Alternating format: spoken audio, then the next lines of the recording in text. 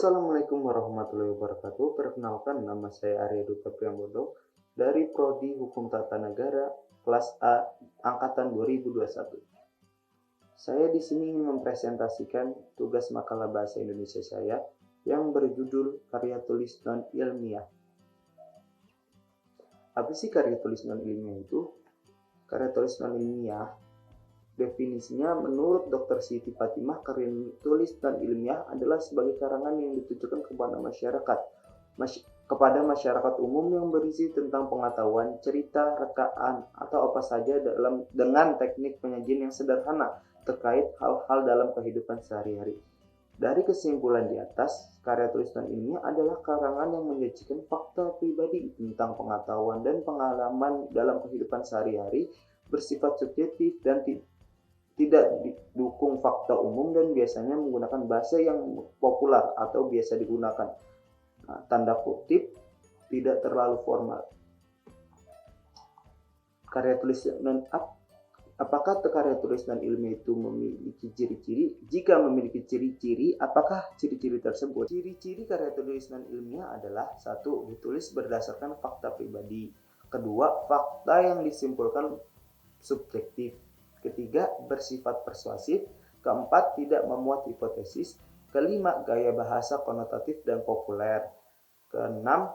Bersifat imajinatif. 7. Situasi didramatisir. 8. Tanpa dukungan bukti. 9. Penyajian dibarengi dengan sejarah. Dan apakah karya tulis non ilmiah memiliki sifat-sifat tertentu? Ya, jawabannya, karya tulis non ilmiah memang punya sifat-sifat tertentu. Dan sifat-sifat itu adalah: 1.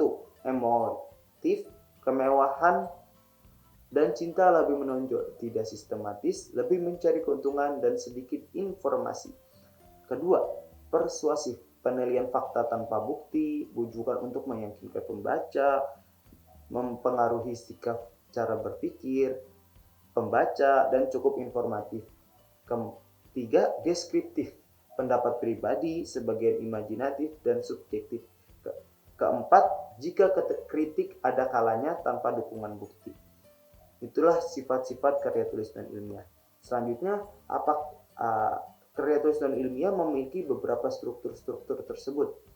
Dan struktur-struktur itu adalah dan karya tulis non ilmiah memiliki beberapa struktur. Apa sih struktur-struktur karya tulis non ilmiah?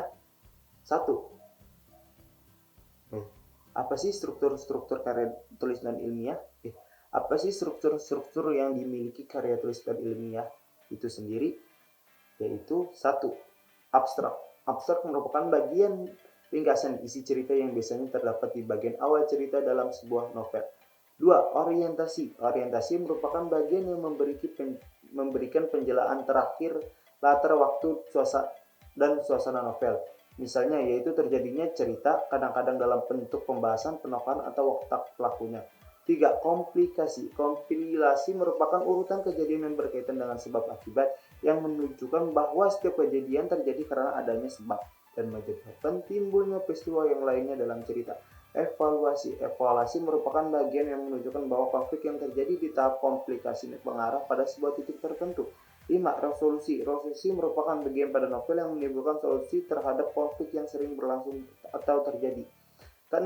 Koda. Koda merupakan bagian akhir atau penutup dari sebuah cerita pada novel tersebut. Koda merupakan bagian 1. Abstrak merupakan bagian ringkasan isi cerita yang biasanya terdapat di bagian awal cerita dalam sebuah novel. 2. Orientasi. Orientasi merupakan bagian yang memberikan penjelasan terkait latar waktu dan suasana novel. Misalnya, yaitu terjadinya cerita, kadang-kadang dalam bentuk pembahasan penokohan atau watak pelakunya. 3. Komplikasi. Kompilasi merupakan urutan kejadian yang berkaitan dengan sebab akibat yang menunjukkan bahwa setiap kejadian terjadi karena adanya sebab dan menyebabkan timbulnya peristiwa yang lainnya dalam cerita. Evaluasi. Evaluasi merupakan bagian yang menunjukkan bahwa konflik yang terjadi di tahap komplikasi mengarah pada sebuah titik tertentu. Kelima, resolusi. Resolusi merupakan bagian pada novel yang menimbulkan solusi terhadap konflik yang sedang berlangsung atau terjadi. Keenam, koda. Koda merupakan bagian akhir atau penutup dari sebuah cerita pada novel. Dan saya akan menjelaskan macam-macam karya tulis dan saya akan menjelaskan beberapa macam-macam karya tulisan ilmiah beserta contoh-contohnya. 1. Dongeng. Dongeng adalah sebuah cerita.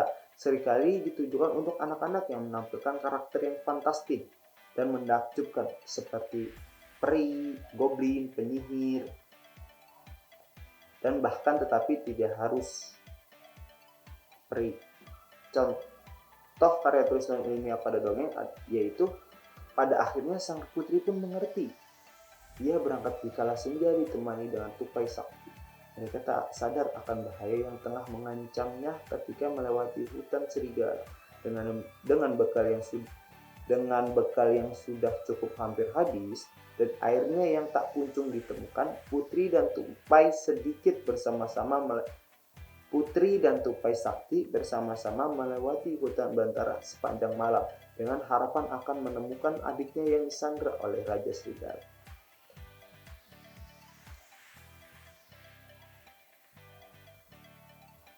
Kedua, cerpen.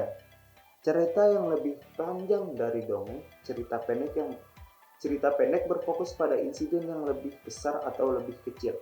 Dan membangkitkan cerita pendek atau cerpen adalah cerita yang berkembang sepenuhnya yang lebih pendek dari novel. Dan perasaan yang kuat dari pembacanya, cerita pendek seringkali memiliki beberapa karakter dalam plotnya. Contohnya, mengenal Rifan merupakan kebanggaan yang aku rasakan di antara laki yang pernah ada. Rifan adalah sosok yang mampu mengendalikan aku. Awalnya aku merasa itu sebuah tindakan pengekangan yang tidak seharusnya ia lakukan. Tetapi ketika aku berpikir lagi, menggunakan logika dan nalar keimanan, aku menyadari bahwa hal-hal semacam itu mungkin juga pantas dilakukan untuk menjagaku.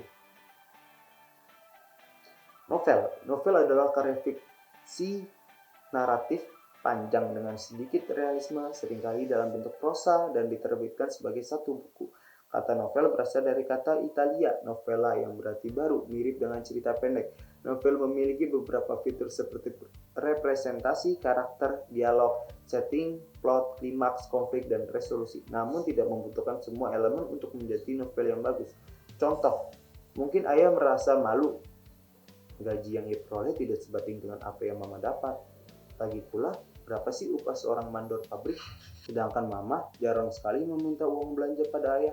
Bukan karena sombong, tapi mama menyadari gaji ayah hanya cukup untuk menutupi biaya listrik, air, telepon, dan uang sekolahku. Sementara itu terkadang mama malah sering memberi ayah uang sekedar untuk pegangan. Drama adalah mode representasi fiksi melalui dialog dan pertunjukan. Drama adalah mode representasi fiksi melalui dialog dan pertunjukan. Ini adalah salah satu genre sastra yang merupakan tiruan dari beberapa tindakan. Drama juga merupakan jenis lakon yang ditulis untuk teater, televisi, radio, dan film. Sederhananya, drama adalah gubahan dalam penyair atau prosa yang menjanjikan sebuah cerita dalam pantomim atau dialog di dalamnya. Terdapat konflik karakter khususnya yang tampil di depan penonton di atas panggung. Orang yang menuliskan drama untuk arahan panggung dikenal sebagai dramawan atau penulis naskah. Contoh, gambar 1. Hai teman-teman, kemana kita akan pergi setelah itu? Contoh karya tulis dan ilmiah dari drama adalah gambar 1.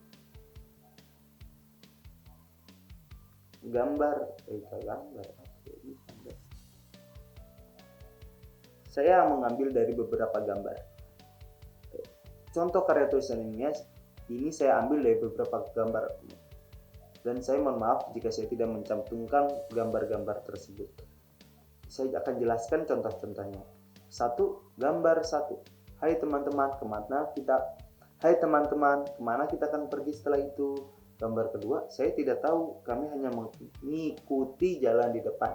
Gambar 1, apakah Anda yakin? Bagaimana jika jalan ini benar-benar menuntun kita ke arah yang salah? Gambar 2, sebenarnya saya juga tidak yakin. Masalahnya bagaimanapun adalah bahwa jalan ini adalah satu-satunya yang ada di depan kita. Tidak masalah, kita ikuti saja jalan ini dan berdoa agar jalan ini membawa kita keluar dari tempat yang menjengkelkan ini. Dan yang terakhir adalah roman. Roman merupakan cerita fiksi atau rekaan yang menggambarkan kronik kehidupan para tokohnya secara terperinci dan mendalam. Dalam roman, cerita kehidupan yang digambarkan bukan hanya penggalan peristiwa kehidupan saja. Dalam roman, cerita kehidupan yang digambarkan bukan hanya penggalan peristiwa kehidupan saja, melainkan cerita yang dimulai sejak lahir hingga dewasa. Contoh karya tulis non-ilmiah dari roman adalah ketika beranjak remaja, Zainuddin meminta izin kepada pengasuhnya, Mak Bes, untuk berangkat ke Minangkabau. Ia telah lama ingin menjumpai tanah asal ayahnya di Batipuh. Namun kedatangan Zainuddin tidak mendapatkan sambutan baik di tengah masyarakat yang menarik struktur kekerabatan dari pihak ibu. Ia dianggap tidak memiliki pertalian darah lagi dengan keluarganya di Minangkabau karena meskipun berayah Minang, ibunya berasal dari Bugis. Akibatnya, ia merasa terasing dan melalui surat-surat ia kerap mencurahkan kesedihan kepada Hayati, perempuan keturunan Minang yang prihatin terhadapnya. Setelah Zainun dan Hayati sama-sama mulai jatuh cinta, Zainuddin memutuskan pindah ke Padang Panjang karena Mama Hayati memintanya untuk keluar dari Batipuh. Sebelum berpisah, Hayati sempat berjanji kepada Zainuddin untuk selalu setia. Sewaktu Hayati berkunjung ke Padang Panjang karena hendak menjumpai Zainuddin, Hayati sempat menginap di rumah sahabatnya, Khadijah. Kakak. Namun, sekembali dari Padang Panjang, Hayati dihadapkan oleh permintaan keluarganya yang telah disepakat untuk menerima pinangan Aziz, kakak Khadijah, yang murni keturunan Minang dan berasal dari keluarga terpandang. Lebih disukai keluarga Hayati daripada Zainuddin. Meskipun masih mencintai Zainuddin, Hayati akhirnya terpaksa menerima dinikahkan dengan Aziz. Dan itu dia presentasi dari tugas makalah saya yang berjudul karya tulis non ilmiah. Cukup sekian.